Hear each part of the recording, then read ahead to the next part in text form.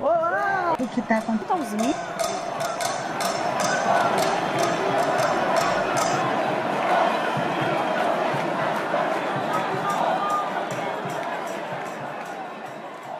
É que eu pesquisando para essa nossa conversa aqui, eu me deparei com um número que eu fiquei bastante assustada, porque pelos números oficiais, são 32 brasileiros mortos por dia pelo suicídio e é uma taxa superior a vítimas de AIDS e da maioria dos tipos de câncer.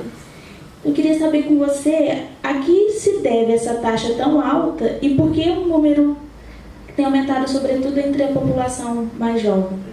Sim, isso realmente é assustador, mas a má notícia é que provavelmente as taxas reais são muito maiores. Né? A gente sabe no mundo hoje, aproximadamente 800 mil pessoas cometem suicídio aproximadamente ao ano. Isso dá uma pessoa a cada 40 segundos, só para entender, no planeta. No final do nosso encontro dá para fazer as contas aí, quem quiser, isso vai ter acontecido. No Brasil, dá aproximadamente um pouco mais de 11 mil, ou aproximadamente 11 mil ao ano, dá 30 a 32 pessoas. Só que a gente sabe, do ponto de vista mais técnico, metodológico, de pesquisa, que essas estatísticas, elas provavelmente distorcem o fenômeno e elas, na realidade, o subestimam. Porque, na realidade, todos esses dados são enviados ou para a OMS ou coletados pelos estados. E existe um grande tabu em torno do tema. Então, como existe um tabu e um estigma social, essas estatísticas não são confiáveis no sentido, elas já evidenciam um número alto, mas provavelmente um número maior. Por que provavelmente elas não são totalmente confiáveis? Se você cruza, por exemplo, dados do IBGE com dados do Sistema de Informação de Mortalidade, que é o que, né, no Brasil identifica a questão do óbito, a classificação, a categoria, não batem esses dados. E algumas das explicações possíveis, primeira nosso sistema de monitoramento do fenômeno é muito ruim. A gente não tem dado muita informação boa e precisa para desenvolver política pública, quase, no tocante à saúde mental, muito pouca coisa. Em algumas áreas a gente tem um pouco mais, mas com relação ao suicídio a gente não tem esses dados. A maior parte dos países do mundo não tem uma base de informação considerável sobre isso. Isso já é um problema, isso já introduz uma série de problemas metodológicos na categorização e na codificação dos casos. O segundo problema o estigma faz com que muitas famílias busquem alterar a causa-morte no óbito. Peçam um médico ou peçam um profissional para fazer essa alteração, porque eles não querem ter um familiar associado a isso. E aí, essa alteração introduz um viés novamente na contabilização. Além de cemitérios clandestinos, inclusive, que existem, e uma série de outras questões. Então, isso tudo, provavelmente, essa cifra ainda é maior, no Brasil e no mundo. Só para vocês terem uma ideia, há poucos anos atrás, a Organização Mundial de Saúde mandou para todos os estados que fazem parte, né, mais de 170, perguntas sobre: você tem uma política pública específica do suicídio, desenvolvida para prevenção, promoção e tal? A resposta foi dada por 90 países só, a respondeu, e desses 90, só 28%, foi praticamente 30%, né? Se não me engano, foi 28 ou 30 países só. Responderam que sim, no mundo inteiro. A maior parte não tem ou está em desenvolvimento. Então, dá para perceber que esse monitoramento, esse dado ainda é bastante precário, mas tem melhorado bastante. E aí, com relação às categorias, ele é maior nos jovens, ele em alguns países é maior nos idosos. A gente tem alguns casos, por exemplo, especificamente quando se muda a previdência social, essa taxa, né, aumenta pelas condições de vida dos idosos, a questão do isolamento, a questão de, muitas das vezes, o idoso está distante de um vínculo social, o suporte social, eu esqueci de falar, e o vínculo social é um dos fatores protetivos muito importantes. Então, a explicação, a gente sabe que é muito contextualizada. A própria MS fala, olha, tem algumas diferenças globais, a gente sabe que são padrões. Ela é maior em homens e maior em jovens, por exemplo, mundialmente. Só que, dependendo do país, da localização, as explicações passam por algumas variáveis contextuais. Por exemplo, países de guerra, a taxa de suicídio é muito maior. País com histórico de guerra é maior, sabe? Então, essa é uma variável que entra na conta que é difícil exatamente a gente precisar. As diferenças com relação à taxa específica, né, que você comentou, o fato de você ter comentado sobre ser em jovens, né, um número maior, ela é na realidade a segunda causa morte, né? Então, a explicação provavelmente é porque ela passa por vários níveis de dimensões também. Mas O jovem, do ponto de vista psicológico, passa por uma série de modificações psicológicas, orgânicas, maturacionais, cerebrais. E é comum, né, a gente vê o jovem como aquela pessoa problemática, adolescente principalmente, né?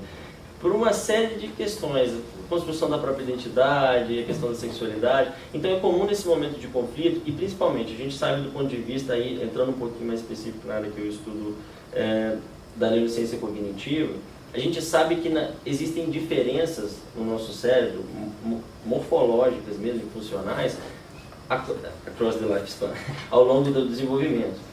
E então o cérebro, por exemplo, de uma criança comparado com o de adolescente e de adulto, ele tem algumas especificidades. No do adolescente é como se ele tivesse, bem grosseiramente falando, a possibilidade de ter comportamentos, compreender coisas do adulto, mas ele não tem a capacidade de inibição, de impulso que o adulto tem. Então, num certo sentido, existem algumas áreas ainda em desenvolvimento no cérebro do adolescente que fazem com que eles sejam, por natureza da fase do período de desenvolvimento, mais impulsivos no geral. E como a gente sabe, o fator de impulsividade é um dos fatores de risco do ponto de vista psicológico. Essa é uma via de explicação. Existem outras. Mas precisar essas diferenças, tirando o padrão, né, aquilo que se repete, que é jovem no mundo todo e basicamente o homem, o gênero masculino sendo aquele que comete mais, embora a mulher possa tentar mais no geral, bem, é isso. E o que leva uma pessoa do pensamento suicida para a prática em si? Porque deve ser um caminho longo e complicado, né? Como identificar essa transição? Existem algumas formas de a gente identificar isso. A gente tem esses fatores de risco, fatores, né, de proteção, mas existe o que a gente chama de fatores desencadeadores. São, grosso modo, gatilhos. São aqueles fatores que num evento de uma cascata causal estão mais próximos do desfecho. Quais são esses gatilhos, né? Desemprego, término de relacionamento, qualquer encarceramento. São situações onde existem mudanças dramáticas ou específicas na vida do indivíduo. Então, esses contextos, eles podem ser fatores desencadeadores. Por si só, eles não causam. Muitas pessoas vivenciam essas experiências, elas não cometem suicídio. Mas eles podem ser desencadeadores interagindo, por exemplo, com uma pessoa que está encarcerada, mas tinha um transtorno de abusivo de substância, um transtorno de humor, enfim, assim por diante, né? Bem, então alguns desses gatilhos, eles podem sinalizar a possibilidade da pessoa começar a pensar, alguns desses fatores desencadeadores. Alguns sinais específicos do ponto de vista comportamental e psicológico a pessoa, por exemplo, relatar que basicamente desesperança, né? Que ela não vê sentido na vida, que ela não vê razão de viver, que ela não deseja viver mais, sentir-se como um fardo, relatar que ela se sente como um fardo para os amigos, para os familiares, ela relatar que, por exemplo, eu preferiria sumir do que estar aqui. Tem que tomar cuidado porque se sumir pode ser um exagero, né? Assim, bem, eu vi minha vida inteira minha mãe falando que eu vou sumir daqui, e não era necessariamente isso. Mas quando a pessoa verbaliza e ela realmente quer dizer aquilo, né? Que eu vou sair, vou sumir daqui, qualquer dia eu sumo e não volto mais. Explorar essas questões ajuda, qualquer pessoa pode fazer isso. Como assim? Né? Esses são alguns sinais do ponto de vista psicológico, comportamentais. Tem outros, por exemplo, fazer testamento, deixar bilhete, carta, né? A gente sabe que mudanças bruscas também em estado de humor e comportamento são possíveis sinais, né, que antecedem o pensamento, a ideação para o ato. Em qual sentido? Né? A pessoa, por exemplo, está muito mal e ela está por muito tempo muito mal, depressiva. E de repente ela tem uma mudança brusca de humor e se sente muito bem. E aparece muito bem e um fenômeno interessante, que é como se a pessoa já tivesse decidido aquilo tudo, já, né, antecipado o desfecho, e ela começa a se sentir bem por saber de algum modo que ela vai resolver, entre aspas, na percepção dela, aquele problema. Esses são alguns dos possíveis sinais que dá para observar. A fala, o humor, essa mudança brusca, deixar bilhete, carta, a própria pessoa às vezes apresentar, né, alguma queixa de um transtorno mental e não buscar um atendimento. Isso, com o passar do tempo, pode ir cronificando e fazer com que ela comece a pensar, né, em morrer. Então, existem essas variáveis que antecedem um pouco o ato. O ato, muitas das vezes, e aí é muito difícil dizer exatamente o que leva a cada caso individual. A gente tem muitas teorias que tentam explicar o que leva, né, e diferentes teorias do ponto de vista psicológico. Tem teorias psicanalíticas, comportamentais, cognitivas. Da perspectiva que eu trabalho, como a teoria cognitiva, eu vou tentar resumir um pouquinho. Existem fatores de vulnerabilidade, tudo isso que eu falei interagindo entre si. E a pessoa que chega a cometer é como se ela chegasse, a gente chama isso de threshold, né? É como se fosse um limiar que ela ultrapassa, onde ela está vivendo uma crise, uma resposta emocional aguda de sofrimento, e ela acaba executando, mas antes disso a gente sabe que tem algumas variáveis que antecedem. A ideia é de desesperança central. As pessoas geralmente pensam que a vida não faz sentido continuar, não faz sentido fazer nada. O sentimento de que nada vai mudar também é central. É como se a ideia da mutabilidade das coisas, né, é muito forte nessa pessoa que acaba cometendo. Ela realmente está certa e ela tem certeza de que nada pode mudar, que nada pode ser diferente, que nada pode ajudar.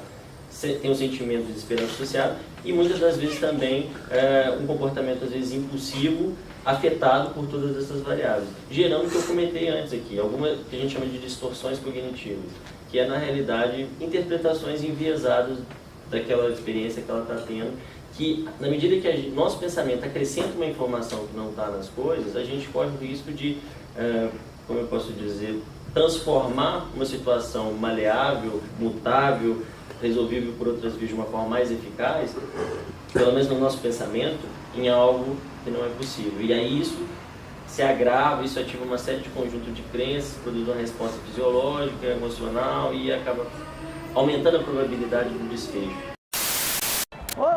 O que está acontecendo?